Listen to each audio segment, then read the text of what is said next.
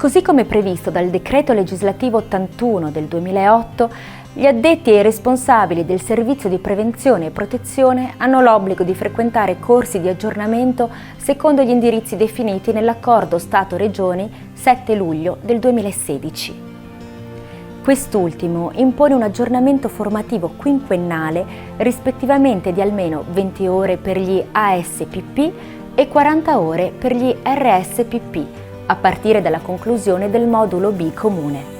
L'obbligo di aggiornamento previsto dalla vigente legislazione rispecchia la necessità di mantenere le proprie competenze nel tempo attraverso percorsi formativi che consentano un continuo aggiornamento alle normative, sempre più articolate ed in continua evoluzione.